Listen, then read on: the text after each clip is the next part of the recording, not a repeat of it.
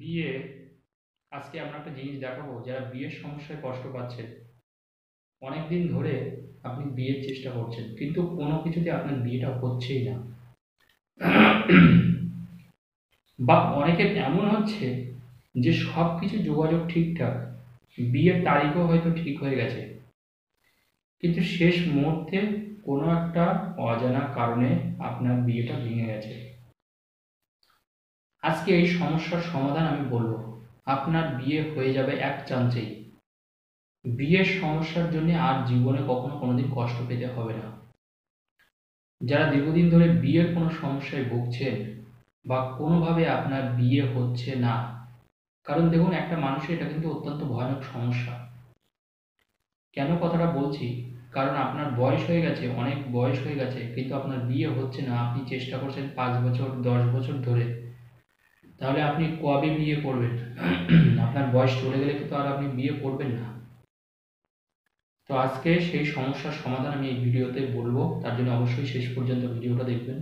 যদি ভিডিও ভালো লাগে অবশ্যই চ্যানেলটা সাবস্ক্রাইব করবেন, ভিডিওটা শেয়ার করবেন।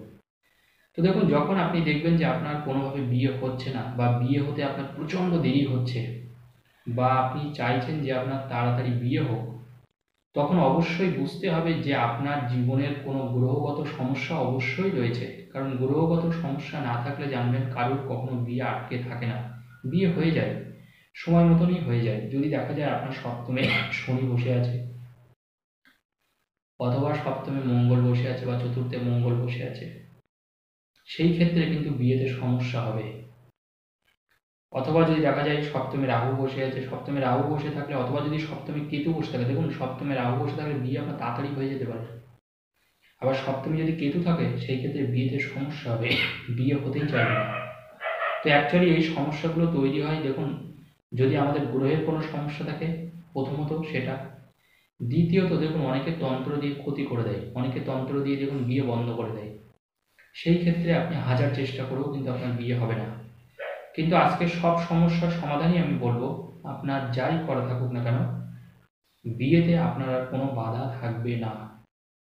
আপনি কিন্তু এই বছরের মধ্যে 2024 সাল চলছে, বর্তমানে বিয়ের মরশুমই চলছে, তো এর মধ্যেই আপনার বিয়ে নিশ্চিত রূপে হবে। তার জন্য আপনি কি করবেন?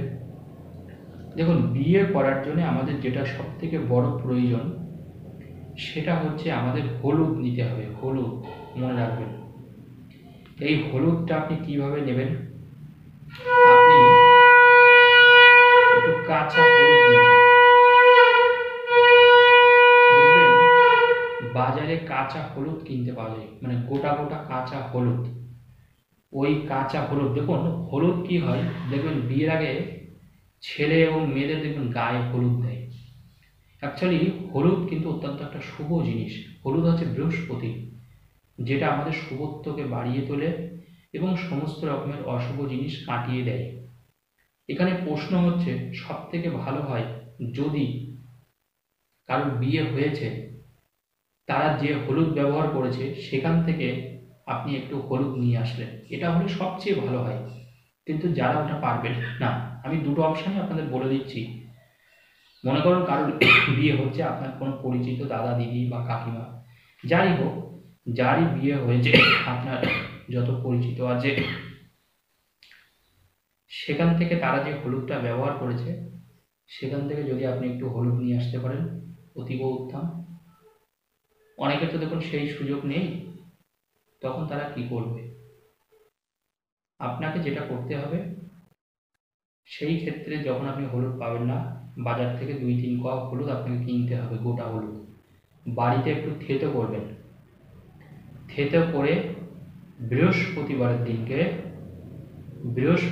দিনকে ওম প্রজাপতি নমঃ, ওম প্রজাপতি নমঃ, ওম প্রজাপতি নমঃ বলে আপনি 2 হাতের তালু, মনে রাখবেন 2 হাতের তালু, আর শরীরে একটু ওই হলুদে থেতো করে আপনি একটু লাগিয়ে দেবেন, মানে সেই গায়ে হলুদ দেওয়ার মতন। কারণ দেখুন, এটা তো আপনারাও জানেন, গায়ে হলুদ দিলে আমাদের কোনো ক্ষতি হয় না। হলুদ এবং নিম পাতা বরং আমাদের শরীরটাকে ভালো রাখে। এটা আয়ুর্বেদিক মতে হলুদ আপনি গায়ে লাগাতে পারেন। সেই জন্য দেখবেন বিয়ের আগেও হলুদ লাগাই, এবং সরস্বতী পুজোর দিনকে দেখবেন আমরা একটু হলুদ মাখি অর্থাৎ এতে কোনো ক্ষতির কোনো কারণ নেই। তো আপনারা যাদের বিশেষ করে বিয়ে হচ্ছে না তারাই কিন্তু কাজটা করবেন, যে আপনি 2 হাতের তালুতে জাস্ট একটু হলুদের ওই থেতো করে একটু রসটা লাগিয়ে দেবেন, আর শরীরে জাস্ট 2-1 জায়গায় আপনি লাগিয়ে দিবেন হলুদ থেতো করে। এটা লাগানোর পরে, আর এই লাগানোর আগে আপনি কি করবেন, ওম প্রজাপতি নমঃ, ওম প্রজাপতি নমঃ, ওম প্রজাপতি নমঃ, ওম প্রজাপতি নমঃ, ওম প্রজাপতি নমঃ, এটা আপনি 12 বার বলবেন, মনে রাখবেন কিন্তু এটা 12 বার পর পর করে আপনাকে বলতে হবে, 12 বার। আর একটা গুরুত্বপূর্ণ কাজ আপনাকে করতে হবে, সেটা হচ্ছে যার বিয়ে হয়েছে, এমন যার অলরেডি বিয়ে হয়ে গেছে, তার ব্যবহার করা যে পাঞ্জাবি, মানে অর্থাৎ সে যে পাঞ্জাবিটা পরেছে বিয়ের দিনকে, অথবা যার বিয়ে হয়েছে যে মেয়েটা, সেই মেয়েটার ব্যবহার করা যে শাড়িটা, ওই পাঞ্জাবি, যারা ছেলে তারা অবশ্যই পাঞ্জাবি পরবেন, এবং যারা মেয়ে তারা শাড়িটা একদিনের জন্য আপনি পরবেন, সেটা অবশ্যই বৃহস্পতিবারের দিনকে, এটা মনে রাখবেন। যে কোনো একটা বৃহস্পতিবারের দিনকে তার ব্যবহার করা কোনো পাঞ্জাবি অথবা শাড়ি আপনাকে একদিনের জন্য শুরু করতে হবে। মানে আপনি যদি 1 ঘন্টার জন্যও পরেন তাহলেও হবে, মানে এমন না যে আপনি সারাদিনের জন্য পরবেন, কিন্তু সেটা অবশ্যই বৃহস্পতিবারের দিনকে পরবেন, লক্ষ্মীবারের দিনকে। এটা যখনই আপনি তার ব্যবহার করা পাঞ্জাবি অথবা শাড়ি পরবেন 1 ঘন্টার জন্য, মিনিমাম আপনি 2-3 ঘন্টাও পরতে পারেন, তাতে কোনো অসুবিধা নেই, কিন্তু 1 ঘন্টার জন্য পরবেন। কারণ দেখুন, যার বিয়ে হয়ে যায় তার যে বিয়ের পাঞ্জাবি তো আর কোনো কাজে লাগে না, তো আপনি তার কাছ থেকে একটু চেয়ে নেবেন, আপনার একটা বলে যে আমাকে একটু 1 ঘন্টার জন্য দিতে, আর আপনার পরিচিত হলে সে তো দিয়েই দেবে, কোনো অসুবিধা নেই। ওটা যখনই আপনি পরবেন তখন কিন্তু আপনার শুভ সময়টা শুরু হলো। কারণ জানেন, প্লাসে প্লাসে প্লাসই হয়, এটা সবসময় মনে রাখবেন। তো স্বাভাবিক কারণেই তার ব্যবহার করা ওই জিনিস যখন আপনি পরবেন, তার যেহেতু বিয়ে হয়েছে, তাই আপনি ধরে রাখুন আপনারও কিন্তু বিয়ে হয়ে যাবে। আর একটা গুরুত্বপূর্ণ জিনিস, যখন ওম প্রজাপতি নমঃ, ওম প্রজাপতি নমঃ এই মন্ত্র আপনি 12 বার জপ সিদ্ধ করে একটু হলুদ মাখবেন, তখন কিন্তু আপনার বিয়ের দোষটাও কেটে যাবে।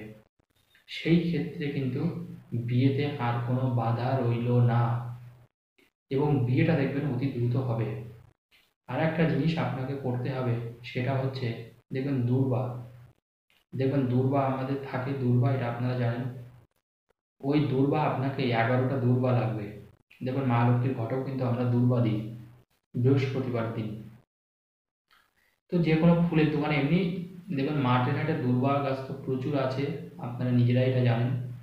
যে কোনো একটা ফুলের দোকান থেকে আপনি 11টা দূর্বা কিনবেন, 11টা দূর্বা নিয়ে ওটাকে আপনি একটা সাদা সুতো দিয়ে বাঁধবেন, দূর্বাগুলো সাদা সুতো দিয়ে বেঁধে আপনি 1 ঘটি জলের মধ্যে ওই দূর্বাটা দিয়ে দেবেন। ওই দূর্বাটা 3 দিন আপনি দেবেন। 3 দিন থাকার পরে ওই জলটা আপনি যে বাড়িতে থাকেন সেই বাড়ির চারদিকে আপনি ওই জলটা ছিটিয়ে দেবেন।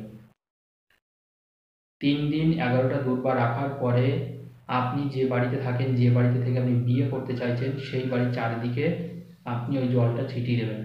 তাহলে ওই বাড়িতে জানবেন সম্বন্ধ নিয়ে লোকে যাবে, ওই বাড়িতে আপনার বিয়ে হবে। যদি কেউ কোনো ক্ষতিও করে তন্ত্র দিয়ে, তখন আর সেটা থাকবে না, আপনার ওই বাড়িতে থেকেই কিন্তু বিয়েটা হয়ে যাবে। ধন্যবাদ, সবাই ভালো থাকুন।